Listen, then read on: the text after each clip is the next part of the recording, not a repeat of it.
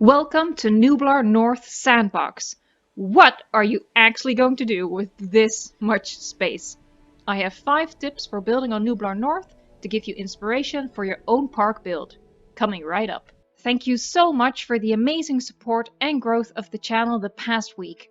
I'm happy to read my videos are of help and I love talking to you all in the comments. Subscribe for tips and inspiration and leave a comment and a like if you'd like. Sprawling. That's what Nublar North is described as, and it definitely is. It takes dedication and inspiration to fill this entire map, and I'm going to help you with that. We're going to look at my first Nublar North sandbox park in Jurassic World Evolution, and I'm going to give you 5 tips that you can use for your own park builds. I found the sheer size of Nublar North pretty overwhelming. I will absolutely be revisiting this map for a new park build, and perhaps do a park building series on it. Let me know in the comments if that's something you would want to see. One more thing I should say before we get to the tips. I've been a busy bee this weekend and I've also built my first park on Sanctuary.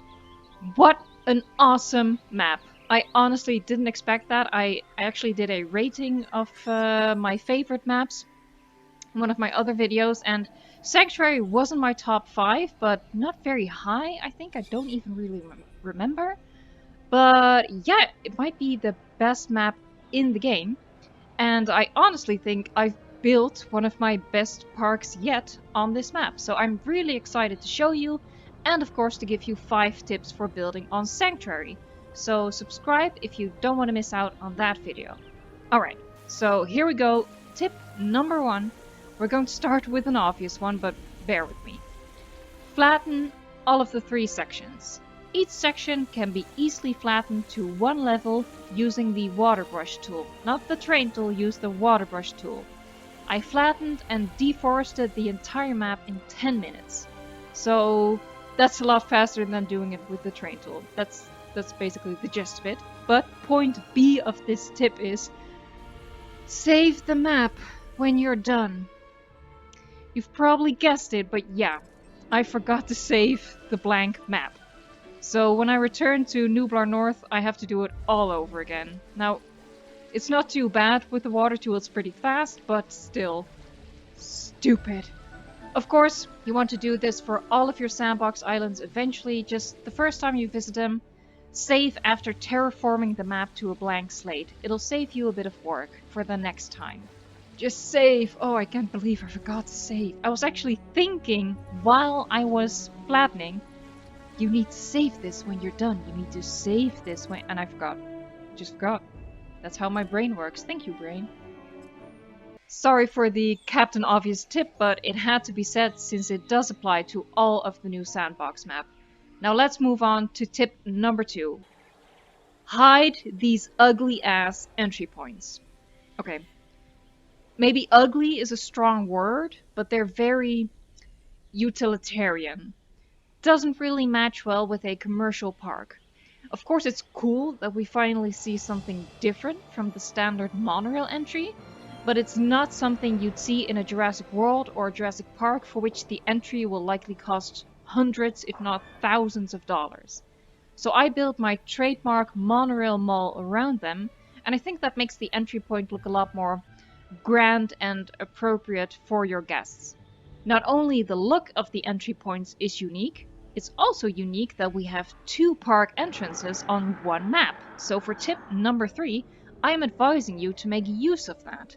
Basically, you're going to end up with 2 separate parks by only letting them connect through these magic buildings where guests apparently materialize out of thin air, because I can't imagine they honestly tunneled through a volcanic island that looks like it's about to erupt. Anyway, you can see that in my park, I didn't connect the top section with the lower 2. The benefit of this is that I could minimize the amount of monorail track crossing through the landscape. Because while I do love my monorail malls, I don't always like the look of those tracks cutting through an entire map. And not having a transportation system throughout the park also meant I could easily hide my creation labs and ACU center away from the guests. Normally, a monorail would have to come through, and guests would see operations from the train. Now it's all nicely behind the scenes. I'm treating operations a bit like you're supposed to in Planet Zoo. If guests see the operational facilities, they enjoy themselves less. They just want to be entertained by exciting dinosaurs, not see them get darted in the ass by the ACU. Tip number 4. Going back a bit chronologically, before you start building, I recommend you first determine themes for the 3 sections to make each feel unique. Nublar North offers so much space that it's the ideal map, along with Sorna of course, to treat each section like its own thing. You could give all 3 different biomes, for example. I kind of started doing that with my park build, only I didn't entirely follow through on the top section. The bottom is a swamp, the middle one are arid plains, and the top was initially going to be mountainous using a lot of the rock texture, but I veered away from that when I was playing around with the path. Of course I was. And ended up not wanting to sacrifice the design for more space to build mountain ranges. Why this big ass lake is still here wasting space, I'll tell you later. You don't have to go with biomes, obviously. There are many different ways to make each section feel distinct. For example, by basing the exhibits on the geography of the dig sites, having an American section, a European section, and an Asian section, just kind of skipping Africa and Australia for the time being. Let's face it, those sites, those continents have the fewest dig sites. So, okay, totally derailed my train of thought. Where was I going with this?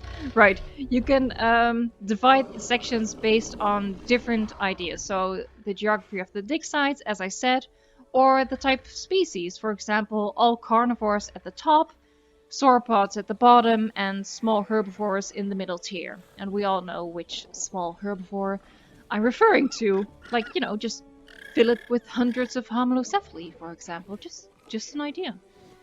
Speaking of 100 homalocephali, by the way, we go back to the YouTube park if we had 300 subscribers. If you're not familiar, every subscriber becomes a dinosaur in my YouTube park. If you want, you can leave a comment with the kind of species you want to be and what to name it. So give this question a thought. If you were a dinosaur, which species would you be? If you subscribe, I can make it happen.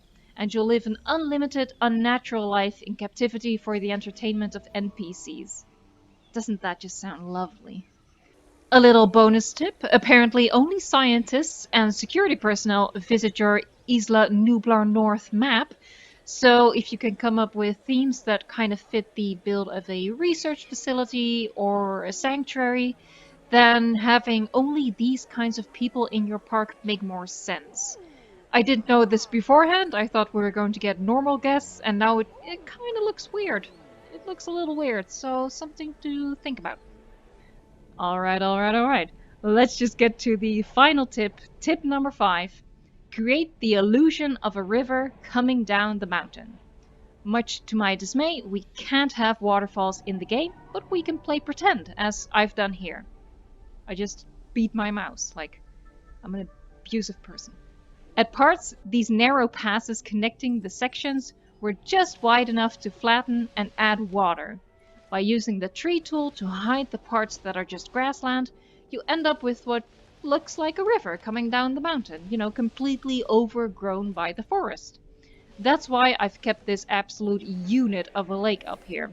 What it's supposed to be is a mountain lake that gets fed by all kinds of tiny streams coming down from higher parts of the island and draining through one massive, thick, if you will, river that cuts through the volcanic rock. I know it's not a game-changing tip, but I really like the look of it and how it connected the 3 sections, even though they are distinct according to their own theme, and I really wanted to share it. I like the idea of this mountain lake providing water to sustain the wildlife in the arid section and feeding the swamp down below. I am, however, considering cutting the lake down in about half and adding a grassy field for a herd of ceratopsids, because there are currently none in the park and I feel incomplete. Let me know in the comments what you think. Should I do it? I'm probably gonna do it. What I did now is just pretend that we put a mosasaur in here, you know, unlike the idiots of Jurassic World who put the mosasaur in a lagoon that connects directly to the open ocean. No, we put a mosasaur in a mountain lake, okay? So it can get nowhere and not eat surfers. That's what great white sharks are for. You can count on me revisiting Nublar North someday and building something new. I think there are a lot of different things you can do with a map this big. Let me know in the comments which island you are building on right now, and don't forget to subscribe if you're curious about my park on Sanctuary. Seriously, it might be my best park yet, just FYI. Not meaning to oversell it, but might be the best one yet. And the other islands. I'm working my way through all the maps and thinking of tackling either Muerta East or Tacania Research Facility next, since those two were requested. For now, thank you so much for watching this video, and until next time, enjoy the game!